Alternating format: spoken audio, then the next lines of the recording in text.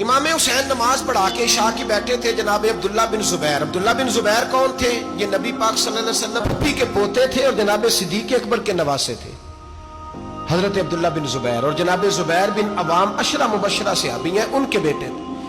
بہت زیرک آدمی تھے، یہ بھی امام حسین کے پاس بیٹھے تھے. عبداللہ ابن عباس بھی تھے جو حضور کے چچا کے بیٹے ہیں، اس امت کے پہلے مفسر ہیں قرآن پاک. یہ لوگ بیٹھے تھے تو ولید نے ایک بندہ بھیجا، اس نے آ کے کہا جناب آپ کو گورنر صاحب نے بلایا ہے.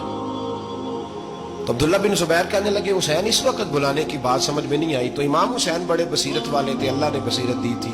کہنے لگے عبداللہ آپ کو سمجھ نہیں آئی، مجھے سمجھ آ گئی ہے، امیر معاویہ وصال کر گئے اور یہ ہمیں جو بلایا گیا ہے نا یہ یزید کی بیعت کے لیے بلایا گیا ہے. تو کہا پھر آپ آدھی رات کو نہ جائیں، آپ کے لیے خطرہ ہوگا. تو امام حسین فرمانے لگے خطرہ حسین کو نہیں ہوتا، حسین کو خطرہ نہیں. کہا پھر بھی آپ مہربانی کریں ذرا احتیاط سے جائیں.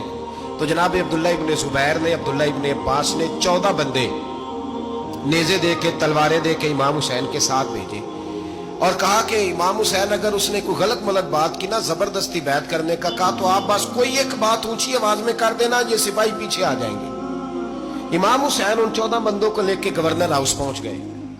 جب آپ وہاں پہنچے اس نے بتایا، اس نے کہا جی حضرت امیر معاویہ انتقال کر گئے اور آپ نے یزید کی بیعت کرنی ہے. تو امام حسین فرمانے لگے میں چھپ کے بیعت نہیں کروں گا، مجمع لگاؤ، جمعے والے دن اعلان کرو.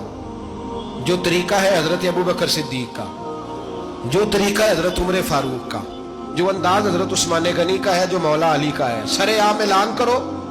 اگر ساری دنیا یزید کی بیعت کرے گی تو میں بھی تیار ہوں. تم مجھ سے بیعت لے کے پھر لوگوں کو بتانا چاہتے ہو کہ حسین بیعت ہو کر رہے ہیں تو تم کیوں نہیں کر رہے؟ میں عام آدمی نہیں ہوں، لہذا چھپ کے بیعت نہیں کرتا. جب یہ بات کی نا تو ولید بڑا نرم دل تھا اور امام حسین کی شان کو جانتا تھا، وہ جانتا تھا یہ نبی پاک کا خاندان ہے. اس نے کہا جی مجھے تو حکم تھا، باقی آپ حضور کے نواز ہیں، میں کر کچھ. وہاں ایک بڑا بدبخت شخص بیٹھا تھا عبد الملک بن مروان. وہ ولید سے کہنے لگا کہ اگر حسین آج تمہارے ہاتھ سے نکل گئے تو تمہارے لیے بہت بڑا مسئلہ کھڑا ہو جائے، انہیں جانے نہ دینا، یا بیعت کراؤ یا ان سے کہو جنگ کے لیے تیار ہو. تو امام حسین رضی اللہ تعالیٰ عنہ کے کانوں میں آواز گئی تو فرمانے لگے ابن مرجانہ اگر تیرے اندر جرت ہے تو آ سامنے حسین کے، اس کے کانوں میں باتیں نہ کر، کانا پھوسی نہ کر، باہر آ میدان میں، شرارت نہ کر، باہر آ، میں تمہیں ابھی بتاتا ہوں کہ حسین سے مقابلہ کرنے کا انجام کیا ہے.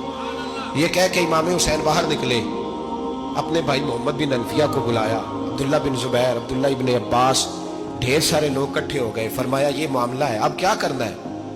یاد رکھیں ووٹ برادری کا نہیں ہوتا، ووٹ برادری کا نہیں، ووٹ دین کا ہوتا ہے. جو بندہ دین کے، ملت کے، مذہب کے معیار پہ پورا نہ ہوتے اسے حکمت کے تحت بھی ووٹ دینا جائز. ہاں یہ بات سچی ہے تو بہرحال سچی ہے، یہ یاد رکھ لے. ہمارے ووٹ سے کوئی ایم این اے، ایم پی اے جتنے ظلم کرے گا ووٹ دینے والا اس کے ظلم میں شریک ہوگا، بالکل 100%. یہ لکھ لیں بات. ہم اس وقت بڑی جلدی، پتہ نہیں ہمیں کیا مسئلہ ہو جاتا ہے، اتنا اتنی مصیبت انہیں نہیں بنی ہوتی، نہیں یہاں بنی ہوتی ہے. خدا کا خوف کریں. امام علی مقام ووٹ ہی مانگ رہا تھا نا یزید، اور پھر اس نے بڑے بڑے لالچ دیے. اس نے کہا کہ آپ 5-4 صوبے ہیں جس کی گورنری مرضی رکھ لیں، دولت آپ کی مرضی کی.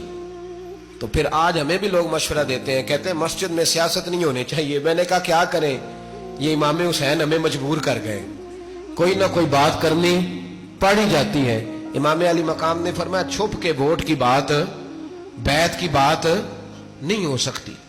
آپ نے جا کے لوگوں سے مشورہ کیا تو وہ کہنے لگے حضور وقت ابھی مناسب نہیں ہے، آپ اس طرح کریں یہاں رکے، ہم مکے سے، عراق سے، کوفے سے لوگوں کو بلاتے ہیں، یہاں ایک بڑی مجلس مشاورت قائم کرتے ہیں. امام حسین فرمانے لگے اگر تم مشاورت قائم کرو گے تو ولید اور عبد الملک بن مروان وہ تو جنگ کرنے کو تیار ہیں، اور نبی پاک نے فرمایا ایک مینڈا ہوگا جس کی وجہ سے مدینے کی گلیوں میں لہو بہے گا. فرمانے لگے میں وہ بکرا، وہ مینڈا نہیں بننا چاہتا. کہا پھر آپ کیا کریں گے؟ تو امام حسین رو پڑے، فرمانے لگے میں مدینہ چھوڑ جاؤں گا لیکن مدینے کی حرمت پامال نہیں ہونے دوں گا. امام علی مقام آدھی رات کے وقت نکلے. سیدہ فاطمہ کا دروازہ ایک اس دن تھا جس دن حضرت مولا علی کوفے چلے گئے، اور دوبارہ آج تالا لگا جب امام حسین نکلے. آپ جنت البقیع کے پیچھے کھڑے ہو کے حضور کا روضہ دیکھنے لگے. اس وقت گنبد تو نہیں ہوتا تھا، روزہ دیکھنے لگے. نانا تیرے کرم کے خزینے کی خیر ہو, میں جا رہا ہوں تیرے مدینے کی خیر ہو. سارا خاندان لے گئے, مکے تشریف لے گئے. حج کے ایام قریب آنے والے تھے. امام حسین نے وہاں لوگوں سے باتیں کی. جب امام حسین وہاں سے پہنچے تو کوفے سے خط آنے لگے. کوفہ حضرت علی کا دارالخلافہ تھا, وہاں آپ کے محبین پیار کرنے والے ڈھیروں تھے. انہیں خط لکھے کہ حضور آپ چپ کر کے بیٹھے ہوئے ہیں اور ہمارے اوپر یزید مسلط ہو گیا ہے.